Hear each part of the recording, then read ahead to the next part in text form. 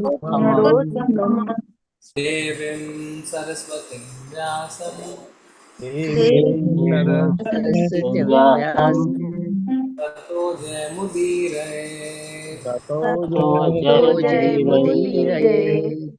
नष्टप्रायेषु आभद्रेषु नष्टप्रायेषु अभद्रेषु नित्यं भागवत सेवया नित्यं भागवत सेवया भगवते उत्तमा श्लोके भगवते उत्तम श्लोके भवती नैष्टिकी।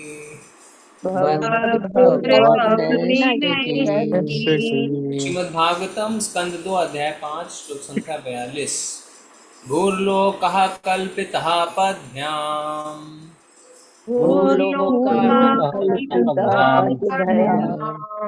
भूर्लोकः कल्पितः पद्भ्याम्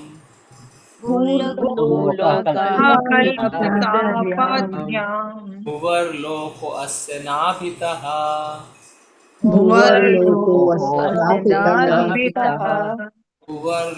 अस्य नाभितः भुवर्लोकः कल्पितो मूर्ध्ना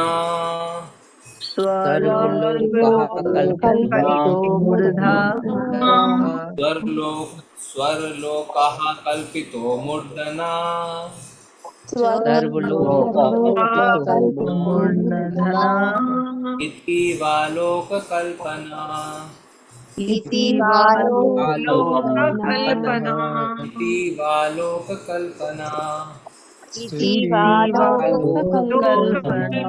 भूर्लोका कल्पिता पद्भ्याम् भुवर्लोको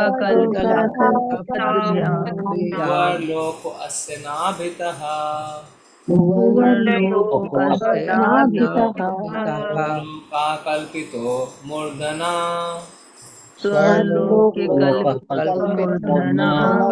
इति वा लोककल्पना।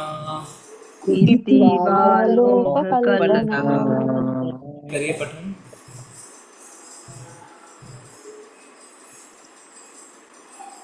हरे कृष्ण प्रभु जी। भूर्लोकः कल्पितः पद्भ्याम् भुवस्य नाभितः स्वलोकः कल्पितो मूर्धना इति वा लोककल्पना। हरे कृष्ण प्रभु जी। हरे कृष्ण प्रभु जी। भूर्लोकः कल्पिता पद्भ्याम् भुवर्लोकोऽस्य नाभितः स्वलोकर कल्पितो मूर्ध्ना इति वा लोककल्पना। हरे कृष्ण प्रभु जी। हरे कृष्ण प्रभु जी।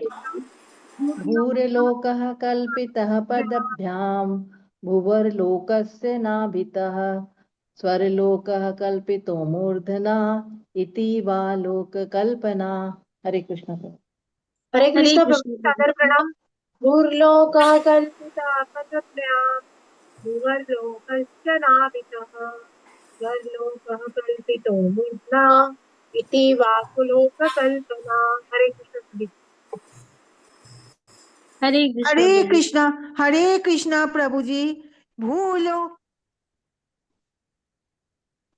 हरे कृष्णा प्रभु जी। भूलोक कल्पितो पद्माम् भुवर्लोकस्य नाभितः षण्लोकः कल्पितो मूर्धना इति वा लोककल्पना। हरे कृष्णा। हरे कृष्ण प्रभु जी। भूलोको कल्पितो पद्भ्याम् भुवर्लोको शयानभिता सर्गलोको कल्पितो मूर्धान् इति वा लोको कल्पना। हरे कृष्ण। हरे कृष्ण प्रभु जी। भूलोका कल्पितो पद्भ्याम् भूर्वो लोकस्य नाभिता स्वर्गलोको कल्पितो मूर्धना इति वा लोककल्पना। हरे कृष्ण। हरे कृष्ण प्रभु। हरे कृष्ण। भूर्लोकः कल्पितः पद्भ्याम् भुवर्लोकोऽस्य नाभितः स्वर्लोकः कल्पितो मूर्ध्ना इति वा लोककल्पना। हरे कृष्ण प्रभु। हरे कृष्णा प्रभु जी। भूलोका कल्पिता पद्भ्याम भूलोको शयानाभिता सर्वलोको कल्पितो मुद्राना इति वा लोक कल्पना। हरे कृष्णा। हरे कृष्णा प्रभु जी, धन्यवाद प्रणाम। भूलोककल्पिता पद्भ्यां भूलोकस्य नाभिता स्वलोककल्पितो मूर्धा इति वा लोककल्पना। हरे कृष्ण।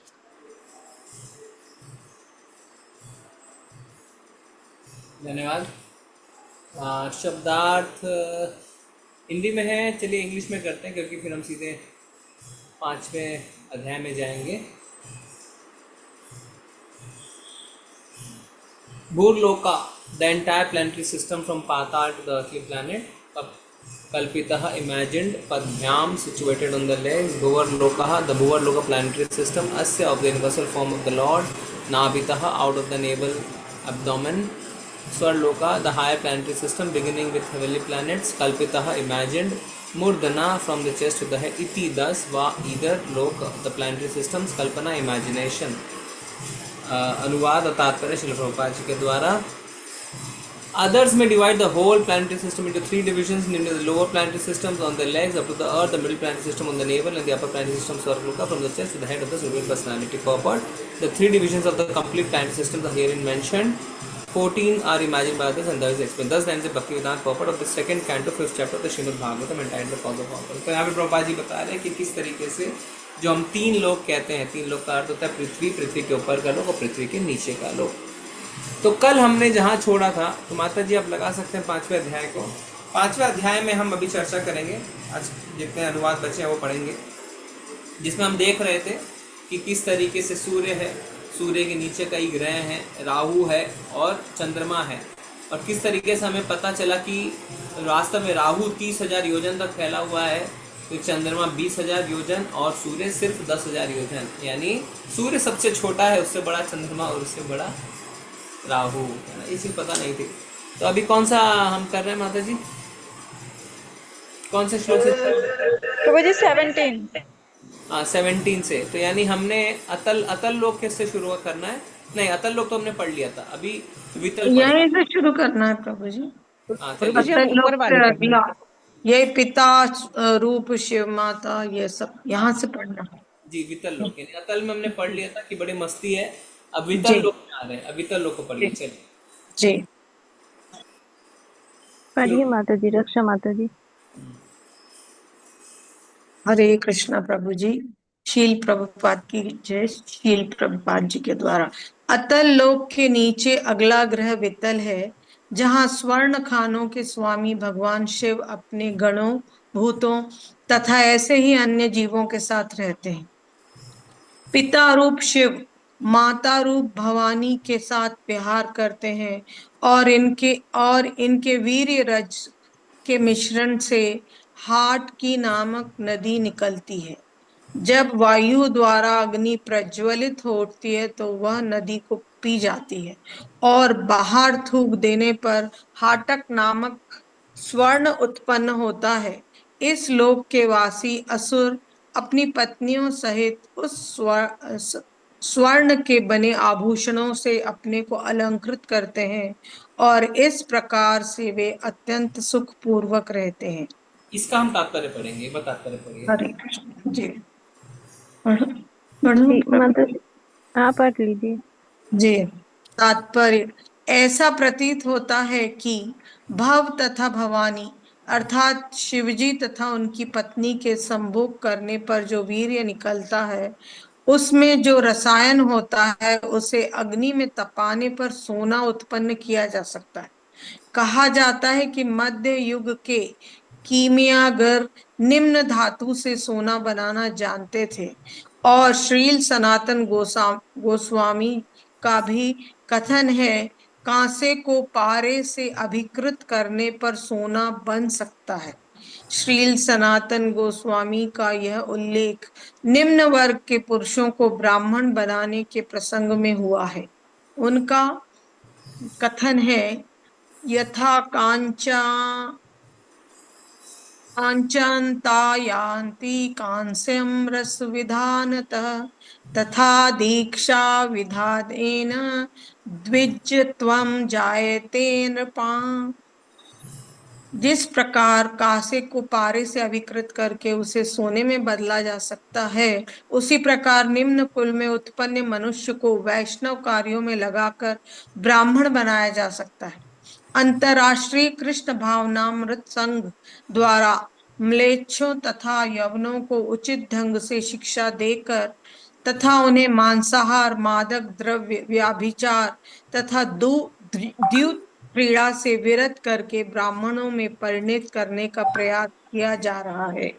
जो कोई इन 4 पाप कर्मों का परित्याग करके हरे कृष्ण महामंत्र का जप करता है, वह प्रामाणिक दीक्षा द्वारा शुद्ध ब्राह्मण बन सकता है। ऐसा श्रील सनातन गोस्वामी का प्रस्ताव है। इसके अतिरिक्त यदि कोई श्लोक से संकेत पाकर यह सीख ले कि कांसे के साथ पारे को कैसे मिलाते तथा गलाते हैं, तो वह सस्ते में सोना तैयार कर सकता है। यद्यपि मध्य युग के कीमियागरों ने स्वर्ण बनाने का प्रयास किया, किंतु वे असफल रहे, क्योंकि शायद उन्होंने सही निर्देशों का पालन नहीं किया। हरे कृष्ण। तो हम देख रहे हैं वितल में कहा जा रहा है कि शिव जी रहते हैं, है ना, पार्वती भवानी के साथ, और वहाँ पे हाटक नामक सोना पाया जाता है। तो कल माता जी पूछ रहे थे कि हम कैसे समझें कि शिव जी वितल में रहते हैं, जबकि हमने तो पढ़ा है शिव जी शिवलोक में रहते हैं, जो वास्तव में आध्यात्मिक जगत और भौतिक जगत के बीच में स्थित है। तो इस पे थोड़ा सा हमने देखा तो पता चला कि शिव जी के एक एक्सपेंशन है, उन्हीं का विस्तार है, जिसको कहते हैं हटकेश्वर। वो हटकेश्वर जो है वो वितल लोक में रहते हैं इस भौतिक जगत में, और जो सदाशिव हैं वो अचल में कैलाश में रहते हैं। तो कैलाश जो है वो आध्यात्मिक और भौतिक जगत के बीच में है। तो शिव जी के भी अलग अलग एक्सपेंशन है, सदाशिव है ना, फिर उसके बाद शंभू है, इसी तरीके से हटकेश्वर है। हटकेश्वर जो हैं वो वितल में रहते हैं, ठीक है, वो शिव जी के एक्सपेंशन है। ओके, आगे बढ़ेंगे, ठीक, नेक्स्ट श्लोक पढ़ते हैं, नेक्स्ट श्लोक का अनुवाद पढ़ेंगे। हरे कृष्णा। गिरिजा माता जी पढ़िए। हरे कृष्णा प्रभु जी। शील प्रभुपाद की जय। अनुवाद प्रभुपाद। वितल के नीचे सुतल नामक एक अन्य लोक है, जहाँ महाराज विरोचन के पुत्र बलि महाराज रहते हैं, जो अत्यंत पवित्र राजा के रूप में विख्यात है और वहाँ आज भी निवास करते हैं। स्वर्ग के राजा इंद्र के कल्याण हेतु श्री भगवान विष्णु आदित्य रूप में वामन ब्रह्मचारी के रूप में प्रकट हुए और केवल 3 पग पृथ्वी मांगकर महाराज बलि को छल कर तीनों लोक प्राप्त कर लिए। सर्व दान ले देने पर बलि से प्रसन्न होकर श्री भगवान ने उन्हें उनका राज लौटा दिया और इंद्र ने भी ऐश्वर्यवान बना दिया। आज भी सुतल लोक में श्री भगवान की आराधना करते हुए बलि महाराज भक्ति करते हैं। आज भी सुतल लोक में बलि महाराज हैं। तो हमने ये सब तो जान लिया था, स्टोरी हमें पता है कि किस तरीके से वामन देव के रूप में जब भगवान आए तो तीसरा कदम उन्होंने बलि महाराज के सिर पर रखा और बलि महाराज नीचे की ओर चले गए, नीचे लोकों में। तो वो लोक का नाम है सुतल लोक, और आज भी वहाँ पे भगवान की वो भक्ति कर रहे हैं। और इस लोक के द्वारपाल कौन है? सुतल लोक के द्वारपाल कौन है? विष्णु जी। स्वयं भगवान है भगवान जी, ठीक है। नीचे कौन सा लोक है? सुतल के नीचे जाएंगे। चलिए अगला लोक। पाताल। हाँ आइए। हरे माता जी। हे राजन, बलि महाराज ने श्री भगवान वामन देव को अपना सर्वस्व दान कर दिया, किंतु इसका ये अर्थ नहीं है कि अपने दान के कारण उन्हें बिल स्वर्ग में इतना बौद्धिक ऐश्वर्य प्राप्त हुआ। समस्त जीव आत्माओं के जीवन मूल्य श्री भगवान प्रत्येक व्यक्ति के अंतरस्थल में मित्र परमात्मा के रूप में निवास करते हैं और उन्हीं के आदेश से इन बौद्धिक संसार में आनंद उठाते हैं या कष्ट भोगते हैं। श्री भगवान के दिव्य गुणों का रीत कर बलि महाराज ने अपना सर्वस्व उनके चरण कमलों में अर्पित कर दिया, किंतु उनका लक्ष्य बौद्धिक लाभ प्राप्त करना नहीं था। वे तो शुद्ध भक्त बनना चाहते थे। शुद्ध भक्त के लिए मुक्ति के द्वार स्वतः खुल जाते हैं। किसी को ये नहीं सोचना चाहिए कि केवल अपने दान के कारण बलि महाराज को इतना ऐश्वर्य प्राप्त हो सका। जब कोई प्रेमवश शुद्ध भक्त बन जाता है तो उसे भी भगवान दीक्षा से अच्छा बौद्धिक, माता जी थोड़ा बौद्धिक स्थान प्राप्त होता है, किंतु कभी गलती से वो नहीं समझना चाहिए कि भक्ति के परिणाम स्वरूप किसी भक्त को सांसारिक ऐश्वर्य प्राप्त होता है। भक्ति का असली फल तो श्री भगवान के प्रति शुद्ध प्रेम जागृत होना है और समस्त परिस्थितियों में बना रहता है। हरे कृष्ण जी। अगला पढ़िए। प्रभु जी पढ़ो ये भी। नेक्स्ट माता जी किसी को बोलते हैं। वंदना माता जी पढ़िए। हरे कृष्णा प्रभु जी। हरे कृष्ण माता जी। श्रील प्रभुपाद जी की जय। श्रील प्रभुपाद जी के द्वारा तात्पर्य। यदि भूख से व्याकुल होने, गिरने अथवा ठोकर खाने पर कोई इच्छा तथा अनिच्छा से एक बार भी भगवान का पवित्र नाम लेता है तो वह सहसा अपने पूर्व कर्मों के प्रभाव से मुक्त हो जाता है। कर्मी लोग भौतिक कार्यों में फंसकर योग साधना में अनेक कष्ट उठाते हैं और अन्य लोग भी वैसी ही स्वतंत्रता प्राप्त करने के लिए प्रयत्नशील रहते हैं। जी।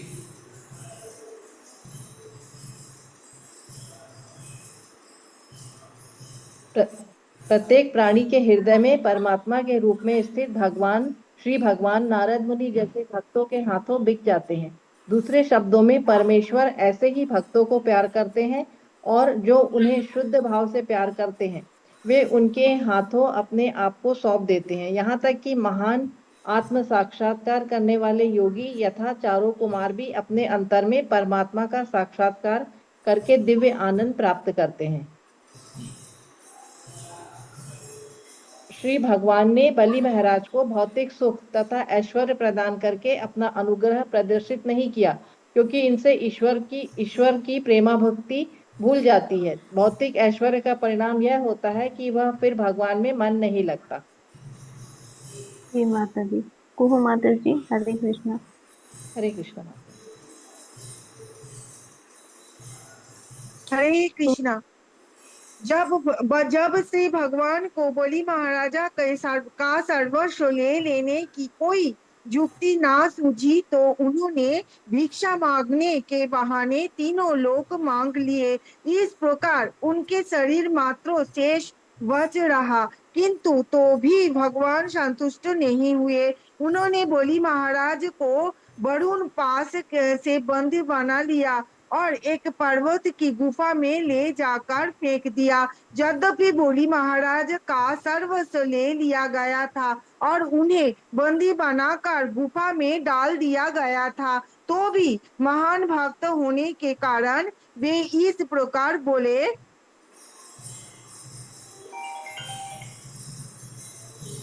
ठीक स्वर्ग का राजा इंद्र कितना दयनीय है कि अत्यंत विद्वान और शक्तिशाली होकर तथा बृहस्पति को परमेश्वर हेतु अपना प्रधान बना लेने पर भी आध्यात्मिक उन्नति के विषय में सर्वथा अज्ञानी है। बृहस्पति भी बुद्धिमान नहीं है, क्योंकि उसने अपने शिष्यों इंद्र को उचित शिक्षा नहीं दी। भगवान वामन देव इंद्र के द्वार पर खड़े हुए थे, किंतु उनसे इंद्र ने दिव्य सेवा के लिए अवसर का वरदान ना मांगकर उन्हें मेरे द्वार पर अपने इंद्रियों भोग के लिए 3 लोकों की प्राप्ति के लिए भिक्षा हेतु भेज दिया।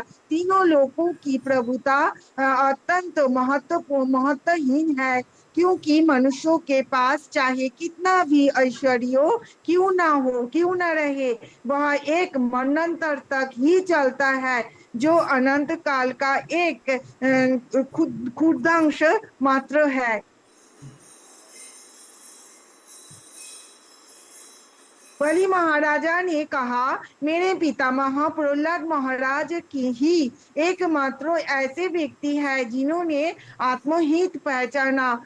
उनके पिता हिरण्यकशिपु की मृत्यु के पश्चात भगवान नृसिंहदेव ने प्रहलाद को उनके पिता का साम्राज्य प्रदान करने के साथ ही भौतिक बंधनों से मुक्ति प्रदान करनी चाहिए, किंतु प्रहलाद ने इनमें से किसी को भी स्वीकार नहीं किया। उन्होंने सोचा कि मुक्ति तथा भौतिक ऐश्वर्य भक्ति में बाधक है, अतः श्री भगवान से ऐसे वरदान प्राप्त कर लेना भगवान का वास्तविक अनुग्रह नहीं है। फलस्वरूप कर्मों तथा ज्ञान के फलों को ना स्वीकार करते हुए प्रहलाद महाराज ने भगवान से केवल उनके दास की भक्ति में अनुरक्त रहने का वर मांगा। जी माता बलि जी, हरे महाराज ने कृष्णा। कहा, नहीं, हमारे माता जैसे जी, पुरुष।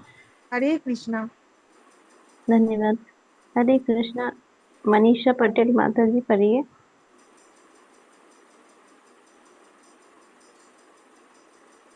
हरे कृष्ण। बलि महाराज ने कहा, हमारे जैसे पुरुष जो अब भी भौतिक सुखों में लिप्त है, जो भौतिक प्रकृति के 3 गुणों से दूषित है और जिन पर श्री भगवान के अनुग्रह का अभाव है, वे भला ईश्वर के सिद्ध भक्त प्रहलाद महाराज के सर्वोत्कृष्ट मार्ग का अनुसरण कैसे कर सकते हैं। सुखदेव गोस्वामी बोले, हे राजन, भला मैं बलि महाराज के चरित्र का कैसे गुणगान कर सकता हूँ। तीनों लोकों के स्वामी श्री भगवान जो अपने भक्त पर अत्यंत दयालु है, महाराज बलि के द्वार पर गदा धारण किए खड़े रहते हैं। जब पराक्रमी असुर रावण बलि महाराज पर विजय पाने के लिए आया, तो वामन देव ने उसे अपने पैर के अंगूठे से 80,000 मील दूरी पर फेंक दिया। मैं बलि महाराज के चरित्र तथा कार्यकलापों का विस्तृत वर्णन आगे 8वें स्कंद में करूंगा। सुतल लोक के नीचे तलातल नामक एक और लोक है, जो मई दानव द्वारा शासित है। मई इंद्रजाल की शक्तियों से पूर्ण समस्त मायावियों के आचार्य स्वामी रूप में विख्यात है।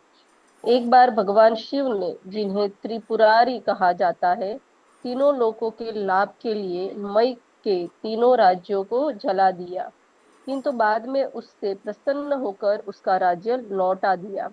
तब से शिव जी मई दानव की रक्षा करते हैं, इसलिए वह गलती से सोचता है कि उसे श्री भगवान के सुदर्शन चक्र का भय नहीं करना चाहिए। जी, तो अब सुतल के नीचे तलातल है और तलातल में मैं नामक दानव रहता है और उस दानव की स्टोरी में पता चल रही है। शिवजी खुद उसकी रक्षा करते हैं और क्योंकि शिवजी उसकी रक्षा करते हैं तो वो सोचता है मुझे सुदर्शन चक्र से भी डरने की आवश्यकता नहीं है। जी, मीरा माता जी पढ़िए।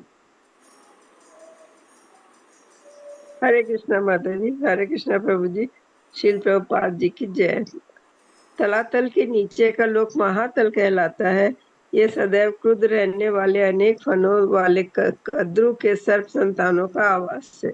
इन सर्पों में कुहुक, तक्षक, कालिय तथा सुषेण प्रमुख हैं। महातल के सारे सर्प भगवान विष्णु के वाहन गरुड़ के भय से सदैव आतंकित रहते हैं, किंतु चिंता आतुर होते हुए भी उनमें से कुछ अपनी पत्नियों, संतानों, मित्रों तथा कुटुंबियों के साथ साथ क्रीड़ाएं करते रहते हैं। हाँ, तो देखिए महातल जो है उसमें कौन रहता है? सर्प संतान, सांपों की संतान, सर्पों की संतान रहते हैं और गरुड़ से उनको भय लगता है, पर उस भय के बावजूद क्या है, क्रीड़ा है, मतलब वो इंद्र भोग में अपने पत्नी, संतान, मित्रों के साथ लगे रहते हैं। महातल के नीचे रसातल नामक लोक है, जो दिति और धनु के आसुरी पुत्रों का निवास है। ये पणि, निवात, कवच, काले तथा हिरण्यपुर स्वामी पुरवासी कहलाते हैं। ये देवताओं के शत्रु हैं और सर्पों के भांति बिलों में रहते हैं।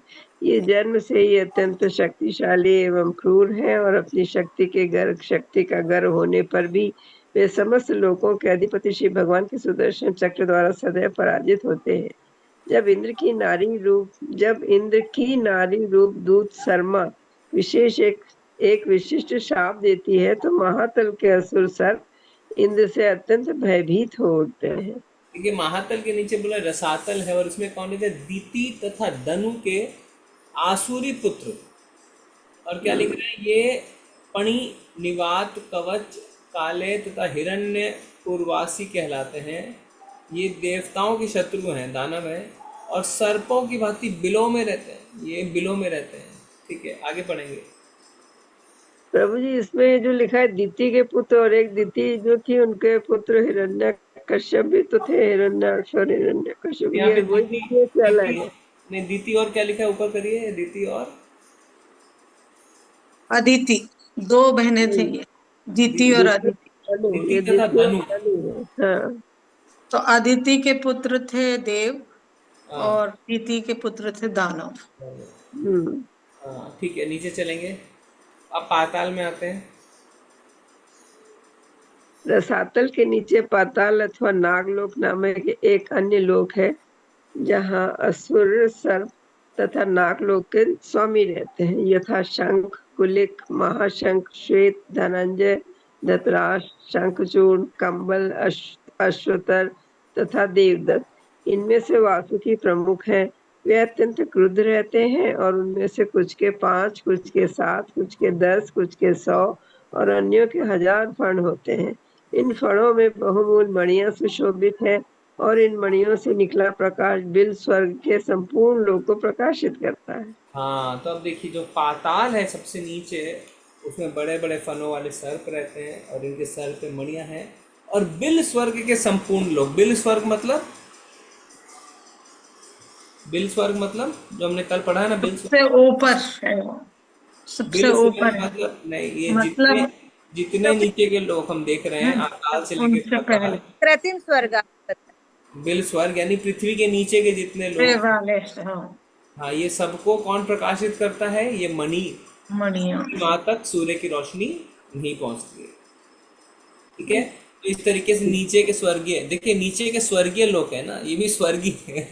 हम नीचे के भी लोग स्वर्ग है। इसका अगला अध्याय देखिए माता जी, तो 24वां अध्याय था नीचे के स्वर्ग लोग, इसे बिल स्वर्ग कहते हैं, इसको मणि प्रकाशित करती है। इसका अगला अध्याय चलेंगे।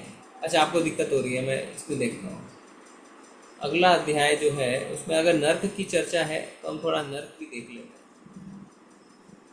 26 में है, करती हूँ शेयर। 26 हाँ, 26 में है, मैं करती हूँ। 25 में क्या है? 25 का नहीं देता, 26 में है नरकीय ग्लोरीज ऑफ अनंता। हाँ ठीक है, अनंता का ग्लोरीज है, छोटा चैप्टर है। प्रभु जी ये भागवतम का 2 स्कंद का सेकंड पार्ट चल रहा है क्या? नहीं, सेकंड चल रहा है, पर सेकंड से हम 5th में आ गए हैं प्लैनेट्स के बारे में जानने के लिए। ठीक है, हाँ चलिए अभी description of the hellish planets थोड़ा सा देख लेते हैं, मजा आएगा नहीं? क्योंकि पाताल के नीचे कितने नर्क हैं? 14 नर्क हैं। चलिए 26वां अध्याय लगा सकते हैं माता जी, पॉसिबल है? जी प्रभु जी लगाएंगे। माता जी लगा रहे हैं। हाँ लगाइए। हम दूसरा स्कंद कर रहे थे, 5वां अध्याय, तो उसमें हम पृथ्वी के नीचे के लोगों के बारे में पढ़ रहे थे। तो फिर हम इस अध्याय में आ गए, जिससे हमें इन ग्रहों में कौन रहता है। ये एक प्रश्न है आप सबसे, लिखा हुआ है कि इसमें सुतल तलातल में सिर्फ मैं दानव रहते हैं, फिर उसके बाद महातल में सर्प रहते हैं, फिर रसातल में दीति और धनु के पुत्र रहते हैं। तो क्या खाली एक फैमिली ही रहती है या क्या चक्कर है? क्या लगता है आपको?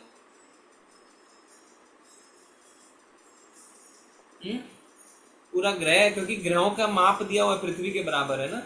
हमने पढ़ा था कल कि ये जितने नीचे के बिल स्वर्ग हैं वो पृथ्वी की तरह ही लंबाई और चौड़ाई है। तो इतने बड़े ग्रह पे खाली एक ही फैमिली रहती है कि कौन और भी रहता है कोई? क्या लगता है आपको? और भी रहते हैं प्रभु जी। जैसे लोग रहते हैं कि उन्हीं के और सारे रिलेटिव वगैरह, तो एक ही फैमिली रहती है। प्रभु जी सेम गुण वाले लोग वहां पे रहेंगे, जैसे कर्म करेंगे तो गुणों के हिसाब से वैसे ही भेजा जाएगा। ओके, तो मेन ये मेरे को लगता है ये जो प्रमुख जो है वो ये है, बाकी तो प्रजा है ना, जो इन्हीं की तरीके जैसे माता जी बोल रहे हैं वही सुखसी गुण वाले लोग रहेंगे। ठीक है, वेरी नाइस। आयता 26वें में नरकीय लोगों का वर्णन। पहले इंट्रोडक्शन पढ़िए, फिर जितना समय होगा उतना हम एक एक करके अनुवाद पढ़ेंगे। हरे पढ़िए। कृष्णा आशा माता जी पढ़िए। ये नरक के लोग कहाँ पे हैं पहले बताइए। अभी हमने नीचे बिल स्वर्ग पढ़ा, पृथ्वी के नीचे 7 बिल स्वर्ग है, अतल, वितल, सुतल, तलातल, महातल, रसातल, पताल। इसे कहते हैं बिल स्वर्ग। अब इसके नीचे जो है वो है नरक, ठीक है, उनका हम डिस्क्रिप्शन अभी पढ़ रहे हैं। पढ़िए। आशा माता जी पढ़िए। हरे कृष्ण माता जी। श्रीला प्रभुपाद की जय। श्रीला प्रभुपाद। इस अध्याय में यह बताया गया है कि पापी मनुष्य किस प्रकार विभिन्न नरकों में जाता है, जहाँ जमदूत विभिन्न प्रकार से उसे दंड देते हैं, जैसा कि भगवत गीता 3.27 में कहा गया है। प्राकृतिक क्रिया मनने गुणने कर्माणि सर्वस्व अखंड रवि मुंडतम कर्ता मन्यते। मोहग्रस्त जीव आत्मा भौतिक प्राकृतिक के तीनों गुणों की वशीभूत होकर अपने को सारे कार्यों का कर्ता सोचता है, जो कि वास्तव में प्राकृतिक द्वारा संपन्न होते हैं। मूर्ख व्यक्ति अपने आप को नियमों से मुक्त मानता है। वह सोचता है कि ना तो ईश्वर और ना ही कोई नियमित सिद्धांत है, और वह जो चाहे कर सकता है। इस प्रकार वह अपने पाप कर्म करता है, जिसके कारण उसे जन्म जन्मांतर विभिन्न नरकीय परिस्थितियों में रखा जाता है, जिससे प्राकृतिक के नियम अनुसार उसे दंडित किया जा सके। प्राकृतिक के नियमों के बस में रहकर भी वह अज्ञानता बस अपने ही स्वतंत्रता मानता है, और उसकी ये अपना क्या ही मूल सिद्धांत है। ये नियम 3 गुणों के प्रभाव के अंतर्गत कार्य करते हैं, और इसलिए प्रत्येक मनुष्य भी 3 प्रकार के प्रभाव के अंतर्गत कार्य करता है। अपने कर्मों के अनुसार वह इस जीवन में या अगले जीवन में विभिन्न कर्म फलों की यातनाएं भोगता है। धार्मिक पुरुष नास्तिकों से भिन्न रीति से कार्य करते हैं, अतः वे भिन्न प्रकार से कर्म फल भोगते हैं। जी सुखदेव माता जी गोस्वामी। हरे धन्यवाद। कृष्णा। हरे कृष्णा। हरे कृष्णा माता जी, रीता धन्यवाद। माता जी। जी रीता माता जी पढ़िए। कृष्ण प्रभु जी। हरे कृष्ण माता जी। श्री प्रभुपाद की जय। श्री प्रभुपाद द्वारा माता जी ये तो यहाँ तक पढ़ लिया माता जी, फिर यहीं से पढ़ो। यातना का यही मूल सिद्धांत। सुखदेव गोस्वामी ने यहाँ सुखदेव गोस्वामी ने निम्नलिखित 28 प्रकार के नरकों का वर्णन किया है।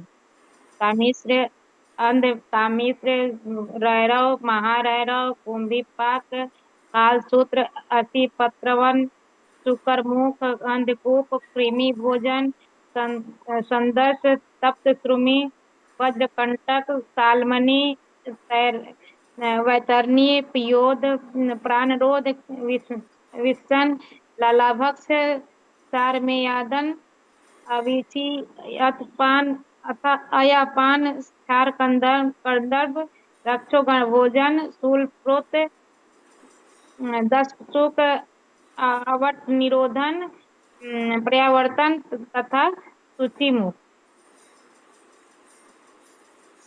यदि कोई व्यक्ति दूसरे का धन, पत्नी या संपत्ति चुराता है तो उसे तामिश्र नामक नरक में डाला जाता है। यदि कोई ठग कर पराई स्त्री का उपभोग करता है तो उसे अंध तामिश्र नरक की कठिन कठिन यातना सहनी पड़ती है। उस मूढ़ पुरुष के जो शरीर में ही व्यस्त रहकर और इसी सिद्धांत के आधार पर अन्य जीवात्माओं की हिंसा करके अपना तथा अपने परिवार का पालन करता है, रैरव नामक नरक में डाला जाता है। वहां पर उसके द्वारा वध किए गए पशु रुरु नामक प्राणियों के रूप में जन्म लेकर उसे पीड़ित करते रहते हैं। जो विभिन्न पशुओं तथा पक्षियों को मारकर पकाते हैं, उन्हें यमराज के दूत कुंभीपाक नामक नरक में रखते हैं, जहां उन्हें उबलते तेल में डाल दिया जाता है। ब्राह्मण का वध करने वाले को कालसूत्र नामक नरक में डाला जाता है, जहाँ की भूमि समतल तथा ताम्र से बनी होती है। और भट्टी के समान गर्म रहती है। ब्राह्मण हंता उस प्रदेश में अनेक वर्षों तक जलता रहता है। धार्मिक नियमों का पालन न करने वाले तथा मनमानी करने वालों को या जो किसी दुष्ट या अनुयायी होता है उसे असिपत्रवन नरक में रखा जाता है। जो अधिकारी न्याय करने में गलती करता है उसका जो निर्दोष अथवा जो निर्दोष को दंडित करता है उसे यमराज के दूत सुकर मुख नामक नरक में ले जाकर अत्यंत क्रूरता से पीटते हैं। देखिए यहाँ पे अभी हम पढ़ेंगे टेक्स्ट, पर आपको एक इंट्रोडक्शन में पता चल गया है कि वास्तव में कौन कौन सी हरकतें हैं जो गलत हरकतें हैं जिसके कारण हम कष्ट भोग सकते हैं। और ये कोई कल्पना नहीं है, ये सच्चाई है। और ये अलग अलग नर्क हैं, अलग अलग ग्रह हैं, और यहाँ पे वास्तव में हमारे साथ ऐसा होगा। तो आप सोच सकते हैं कि चलो उबलते तेल में डाल देंगे तो क्या फ़र्क पड़ेगा, हम तो आत्मा, हम शरीर नहीं रह रहे। ऐसा नहीं, आपको यातना शरीर मिलती है। तो अभी आप मान लीजिए, अभी इस शरीर के साथ अगर आपको उबलते तेल में डाल दिया जाए, कैसा कष्ट होगा? सेम कष्ट होगा वहाँ पे भी। तो ये मत सोचिए कि आपको वहाँ कष्ट नहीं होगा, सेम कष्ट होगा जो अभी आपको होगा। यातना शरीर मिलता है। जी नीचे करिए, आगे पढ़िए माता जी। जी, भगवान ने मनुष्य को उच्च कोटि की चेतना प्रदान की है, अतः वह अन्य प्राणियों के कष्टों तथा सुखों का अनुभव कर सकता है। विवेक से रहित मनुष्य की अन्य प्राणियों को कष्ट पहुंचाने की प्रवृत्ति होती है। यमराज के दूत ऐसे पुरुष को अंधकूप नामक नरक में ले जाते हैं, जहां वह अपने प्रीतों के द्वारा उचित दंड पाता है। जो व्यक्ति अतिथि का उचित सत्कार नहीं करता या उसे भोजन नहीं कराता किंतु स्वयं भोजन करता है उसे कृमि भोजन नरक प्राप्त होता है, जहाँ उसे असंख्य कीड़े मकोड़े लगातार काटते हैं। जी धन्यवाद माता जी। हरे कृष्णा प्रभु। हरे कृष्ण भूमिका माता जी पढ़िए। चोर को संदंश नामक नरक की प्राप्ति होती है। अभोग स्त्री के साथ यौन संबंध बनाने वाले व्यक्ति को तप्त सूर्मी नामक नरक में भेजा जाता है। जो व्यक्ति पशुओं के साथ यौन संसर्ग करता है उसे वज कंटक शालमली नामक नरक में डाला जाता है। उच्च कुल में जन्म लेकर तदनुकूल कार्य न करने वाले व्यक्ति को रक्त, पूय तथा मूत्र की वैतरणी नदी में रखा जाता है।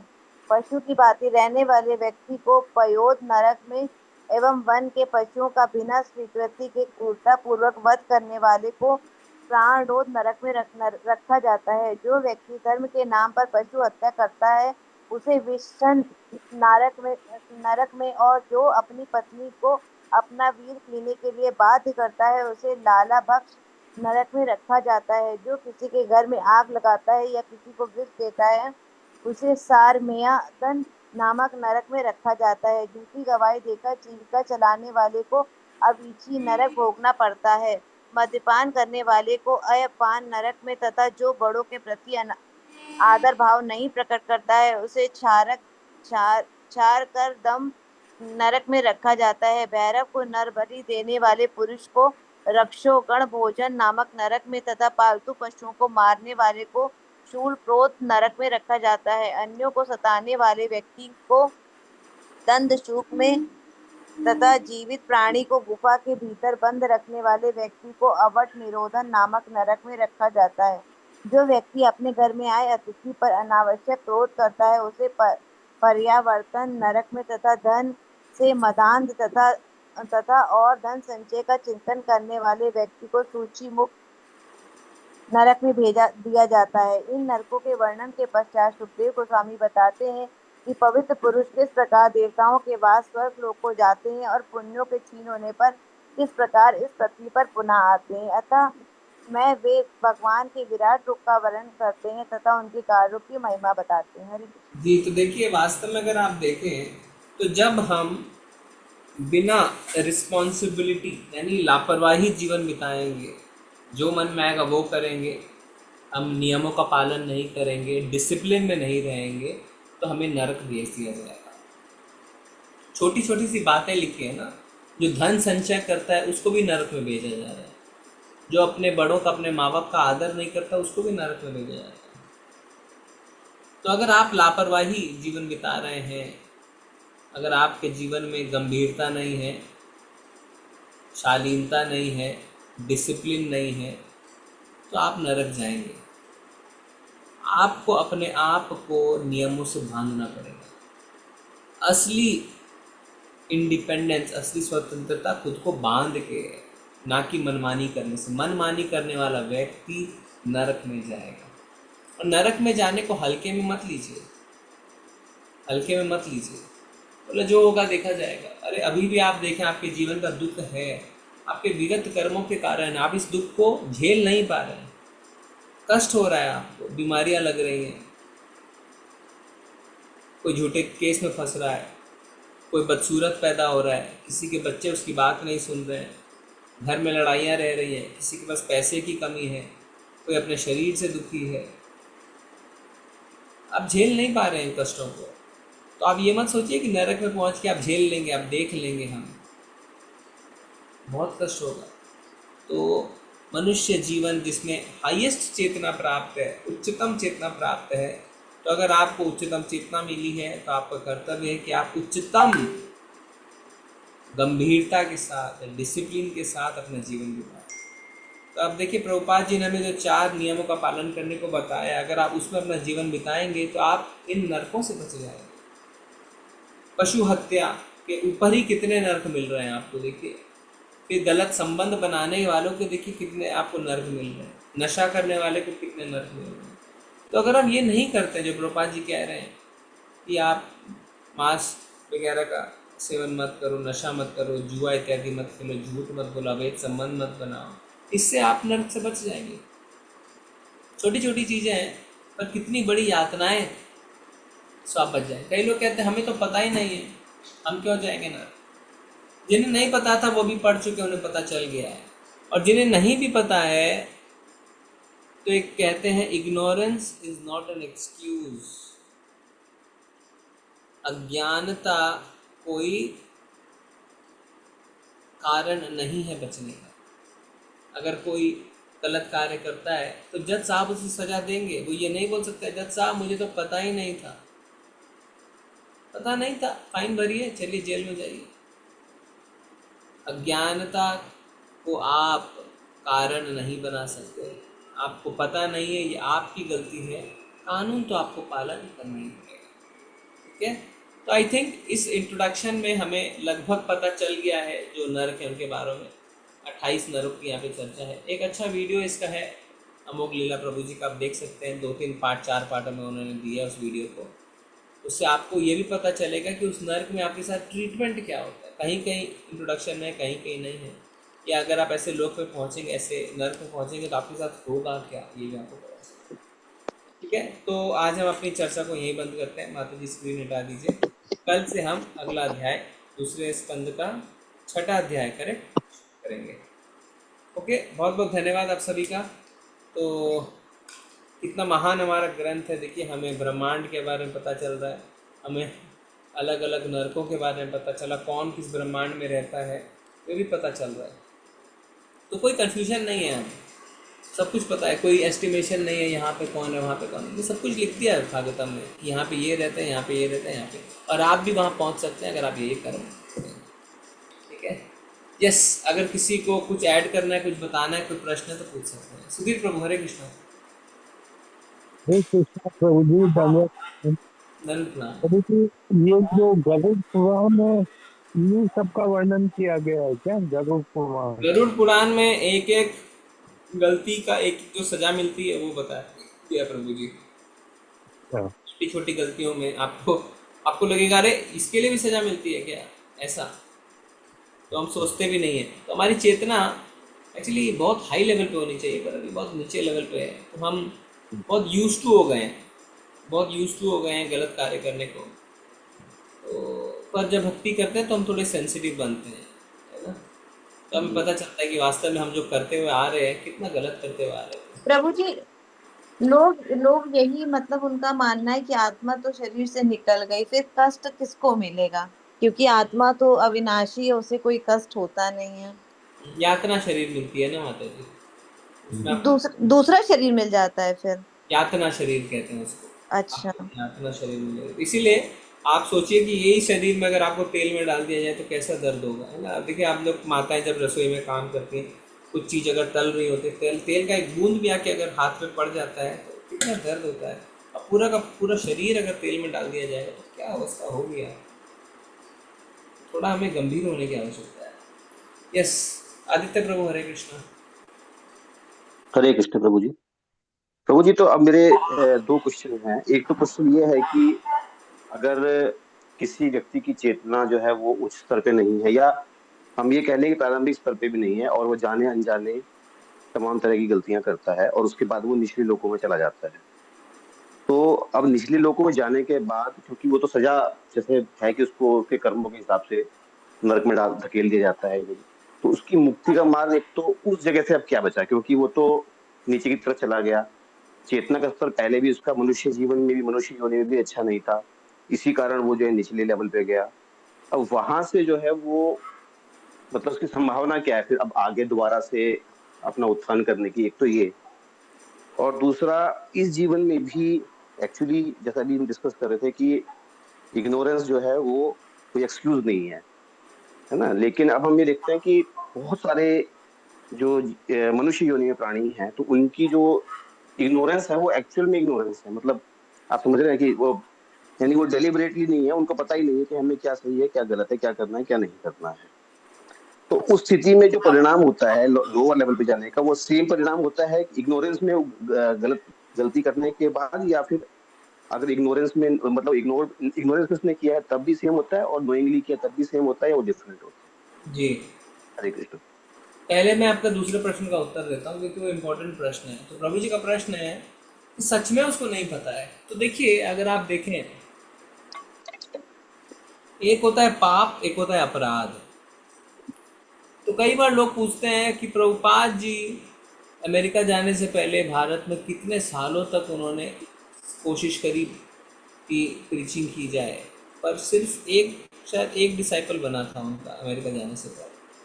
और जब अमेरिका गए तो it was like a full blown movement. तो इसमें कुछ सीनियर डिवोटीज ये निष्कर्ष निकालते हैं, ऐसा इसलिए हुआ क्योंकि बाहर के जो लोग थे, ये हिप्पी भी थे, वो पापपूर्ण जीवन बिता रहे थे, इसमें दो राय नहीं है, क्योंकि उन्हें पता नहीं था। पर जब उन्हें पता चला तो उन्होंने उस चीज़ को छोड़ के भक्ति मार्ग अपनाया और आगे बढ़ गए। भारतवर्ष में लोगों को पता होते हुए भी उन्होंने नहीं किया, जिसके कारण उन्होंने अपराध किया। इस कारण उनकी प्रगति ढीली रह गई। सजा तो दोनों केस में मिलेगी, आप सजा से नहीं बच सकते हैं, पर एक है जानने के बाद भी करना, वो है अपराध। एक है बिना जाने करना, वो है पाप। सो पाप को मिटाना, पाप से मुक्ति आसान है, अपराध से मुक्ति आसान नहीं है। जैसे अभी हम यहाँ पे मंदिर में कोई डीटी मिनिस्ट्री है ना, भगवान का अर्च वगैरह की सेवा कैसे करनी है, कोई आता है हमें बताने सिखाने, तो हम बोलते हैं अरे हमने तो इतने साल तक ये किया नहीं, हमें पता ही नहीं था। तो वो क्या कहते हैं, पता नहीं था चलेगा, आप पता है अब नहीं करोगे तो अपराध लगेगा। तो पता होने के बाद भी ना करना, ये अपराध। तो जो जेन्युइनली जिसको नहीं पता है पर वो गलतियां कर रहा है, तो ऐसा नहीं कि वो इनोसेंट कार्ड फेंक के खेल सकता है। पाप तो उसको लगेगा, उस एक्सटेंट तक नहीं लगेगा जितना उसको लगेगा जो पता होते हुए भी कर रहा है। तो हमें पता है फॉर एग्जांपल अवैध संबंध नहीं बनाने चाहिए, आपकी दीक्षा भी हो गई, उसके बाद भी वो अगर अवैध संबंध बना रहा है, उसको 1000 गुना ज़्यादा भोगना पड़ेगा उसके कंपेयर करने से जो अभी पता ही नहीं है, अवैध संबंध नहीं बनाने चाहिए, जिसकी दीक्षा भी नहीं हुई है, अब वो अवैध संबंध बना रहा है। गलती वो भी कर रहा है और भोगना उसको ज़्यादा पड़ेगा जो अपराध कर रहा है, जो पता होते हुए भी गलती कर रहा है। ठीक है। अभी दूसरा जो प्रश्न है कि जो नीचे लोगों में पहुंच गया उसकी गति क्या है, तो भगवान ने भगवद गीता में कहा है कि बहुत मुश्किल हो जाता है उसके लिए। जो मैं बोलते हैं ना भगवान, मैं उसको निरंतर नीचे के लोगों में भेजता रहता हूँ, अंधकार में भेजता रहता हूँ, और उसकी गति बहुत मुश्किल होती चली जाती है। असंभव नहीं है, पर समय लगता है उसमें भोग के पूरी तरीके से। जब अपने कर्मों के फलों को चुका देता है और वहाँ पे नए कर्म भी उसके ऐसे रहते हैं कि चलो वो ऊपर के लोकों में आ सके, तो वो आता है ऊपर के लोकों में, पर कब आएगा करोड़ों अरबों सालों में कोई ठीक नहीं है। तो ऐसा नहीं है कि पूरी तरीके से उसकी मुक्ति की आशा खत्म हो गई, मोग आशा मोग कर्म रहता है, पर अब एक बार अगर उसने अपॉर्चुनिटी खो दी, वो नीचे की ओर गिर गया, कब वो दूसरी अपॉर्चुनिटी मिलेगी कोई ठीक नहीं है, कोई ठीक नहीं है उसका।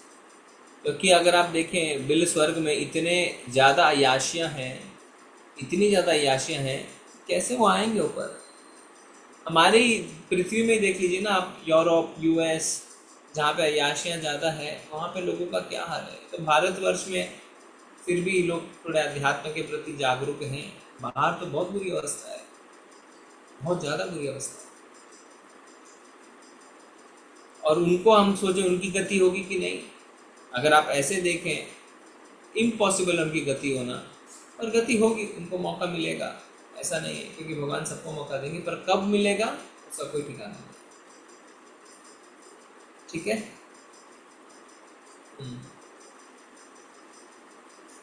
ओके, और किसी का कोई प्रश्न है?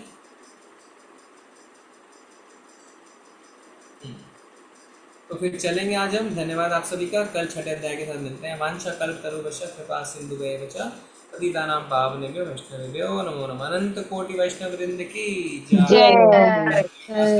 जय श्री प्रभुपाद श्री भागवतम की हरे कृष्ण प्रभु जी, हरे कृष्ण प्रभु जी, सादर प्रणाम। हरे कृष्ण, धन्यवाद।